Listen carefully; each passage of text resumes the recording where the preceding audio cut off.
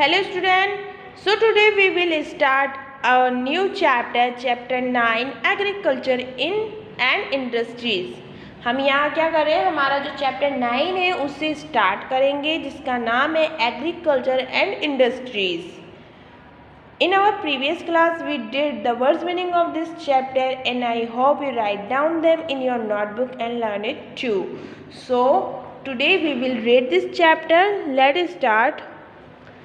Agriculture and industries. Agriculture और industries. Agriculture का meaning होता है खेती बाड़ी कृषि, और इंडस्ट्रीज होती हैं बड़े बड़े कारखाने और फैक्ट्रीज जहाँ पे बड़े बड़े उद्योगों को कहा जाता है.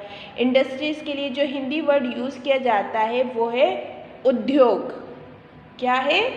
उद्योग. तो इंडस्ट्रीज क्या है? उद्योग है जहाँ डिफरेंट टाइप के वर्क किए जाते हैं. अलग अलग प्रोडक्ट्स को बनाने के लिए अलग अलग इंडस्ट्रीज होती है, like oil industries, garment industries और स्टोन इंडस्ट्रीज. इस तरह से डिफरेंट प्रोडक्ट्स के लिए डिफरेंट इंडस्ट्रीज होती हैं. सो आपको याद होगा कि हमारा जो प्रीवियस चैप्टर था चैप्टर 8 उसमें हमने क्या पढ़ा था? सॉइल एंड क्रॉप्स के बारे में पढ़ा था. इंडिया में किस तरह की हमें सॉइल मिलती है एंड किस तरह की क्रॉप्स को यहाँ ग्रो किया जाता है, इसके बारे में हमने हमारे प्रीवियस चैप्टर में पढ़ा था. एंड हमने ये देखा था उसमें कि हम इंडिया में जो है वेराइटी ऑफ सॉइल पाई जाती है. मतलब एक ही तरह की मिट्टी नहीं मिलती, हमें यहाँ मिट्टी में भी वैरायटी मिलती है. अलग अलग एरियाज़ में अलग अलग तरह की मिट्टी मिलती है. हमें कहीं पर हमें एलुवियल सॉइल मिलती है, जो कहाँ मिलती है? नॉर्थन प्लेन्स में हमें किस तरह की मिट्टी मिलती है? एलुवियल सॉइल मिलती है, जो सबसे अच्छी मिट्टी मानी जाती है क्रॉप्स को ग्रो करने के लिए. देन अगर हम इंडिया के जो प्लेट्यूज में देखते हैं तो इंडिया का जो प्लेट्यू वाला पार्ट है उसमें हमें ब्लैक सॉइल देखने को मिलती है and red soil, yellow soil. Mountains की तरफ जाते हैं तो माउंटेनस सॉइल और डेजर्ट सॉइल. इस तरह से इंडिया के हर एक पार्ट में हमें डिफरेंट टाइप की सॉइल मिलती है. तो ये एक मोस्ट इम्पॉर्टेंट रीजन है, एक बहुत बड़ा रीज़न रहा है हमारी कंट्री का कि हमारे यहाँ पे जो एग्रीकल्चर है वो बहुत बड़े लेवल पे किया जाता है. कि हमारी जो इंडिया के अगर मोस्ट ऑक्यूपेशन की बात करते हैं, इम्पॉर्टेंट ऑक्यूपेशन की बात करते हैं, तो एग्रीकल्चर जो है सबसे इम्पॉर्टेंट ऑक्यूपेशन माना जाता है इंडिया का. और इसका सबसे बड़ा रीज़न क्या है कि हमारे यहाँ वैरायटी ऑफ सॉइल जो है वो बहुत अच्छी मिलती है. कि हमें डिफरेंट तरह की क्रॉप्स को ग्रो करने के लिए डिफरेंट टाइप की सॉइल यहाँ पर अवेलेबल है. हर तरह की फसल के लिए हर तरह की मिट्टी हमारे यहाँ पाई जाती है. सो इसकी वजह से हमारे यहाँ पे जो ज़्यादातर पॉपुलेशन है वो किस पे डिपेंड है? एग्रीकल्चर पे डिपेंड है. तो इसी टॉपिक को हम यहाँ इस चैप्टर में पढ़ेंगे. So let start. India is an culturally rich country. India क्या है? एग्रीकल्चर की तरफ के अकॉर्डिंग हम देखते हैं, कृषि की तरफ से देखते हैं तो एक रिच कंट्री है, एक है ना बहुत समृद्ध देश है. इसको अगर मैं हिंदी में बोलूँ तो इंडिया जो है एक कृषि प्रधान देश है. क्या है? इंडिया एक कृषि प्रधान देश है, यानी कि हमारे यहाँ कृषि को यानी खेती बाड़ी को, एग्रीकल्चर को, फार्मिंग को, यहाँ देखिए मैंने एक ही वर्ड के लिए 4 वर्ड यूज़ करे. एग्रीकल्चर को हम हिंदी में कृषि भी कहते हैं, खेती बाड़ी भी कहते हैं, इंग्लिश में से फार्मिंग भी कहा जाता है एंड क्या कहा जाता है? एग्रीकल्चर भी कहा जाता है. तो अगर हम यहाँ देखते हैं तो इंडिया क्या है? एक एग्रीकल्चरली रिच कंट्री है. 2/3 of its population is engaged in agriculture activities. और 2/3 यानी कि 2/3 में अगर हम इसको देखते हैं तो 2/3 पॉपुलेशन जो है इंडिया की वो किससे रिलेट करती है या किस में इंगेज्ड है?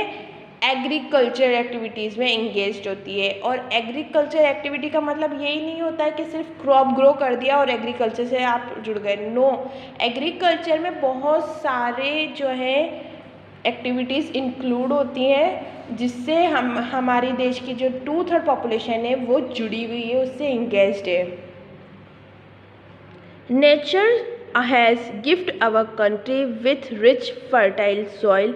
नेचर ने यानी प्रकृति ने हमें गिफ्ट किया है, गिफ्टेड अवर कंट्री, हमारे देश को गिफ्ट किया है विथ रिच फर्टाइल सॉइल। जो प्रकृति है उसने हमें रिच फर्टाइल सॉइल जो है वो गिफ्ट की है, उसका वरदान हमें दिया है। इनफ वाटर फॉर इरिगेशन, और इनफ वाटर दिया है यानी पर्याप्त, इनफ का मतलब पर्याप्त, जितना ज़रूरी है उतना। वाटर फॉर इरिगेशन, सिंचाई के लिए। इरिगेशन का मीनिंग सिंचाई, खेतों में जो पानी छोड़ा जाता है उसे इरिगेशन कहते हैं। इरिगेशन क्या होता है? सिंचाई। तो सिंचाई के लिए जितना पानी ज़रूरी है वो भी हमें प्रकृति से मिलता है। एंड सुटेबल क्लाइमेट, और सुटेबल क्लाइमेट यानी जिस तरह की क्रॉप को आपको ग्रो करना है उसके लिए कौन सा क्लाइमेट, किस तरह का क्लाइमेट उस फसल के लिए ज़रूरी है, वो भी हमारे को यहाँ नेचुरली मिलता है। हम जानते हैं कि इंडिया जो है, इंडिया की लैंडफॉर्म की हम बात करते हैं, टाइप ऑफ सॉइल की बात करते हैं, क्लाइमेट की बात करते हैं, तो हर जगह एक जैसा नहीं है।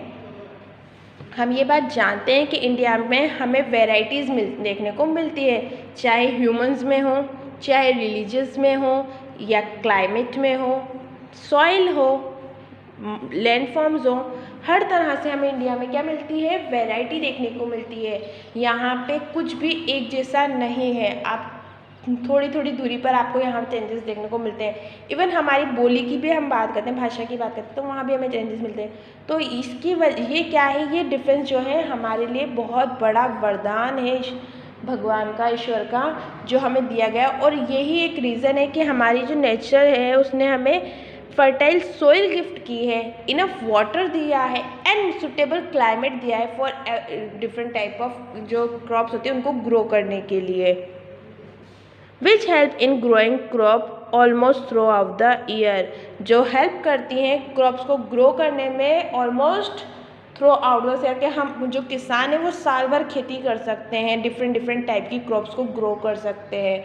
तो ये हमारी कंट्री को नेचर का एक बहुत बड़ा गिफ्ट है। The work of the farmer starts with the first shower of monsoon rain in the month of June and July. The work of the farmer start, जो वर्क होता है फार्मर्स का वो स्टार्ट हो जाता है with the first shower on of monsoon Reigns, जो monsoon Reigns का जो फर्स्ट शावर होता है यानी कि पहली बरसात से ही जो फार्मर्स का काम है वो स्टार्ट हो जाता है।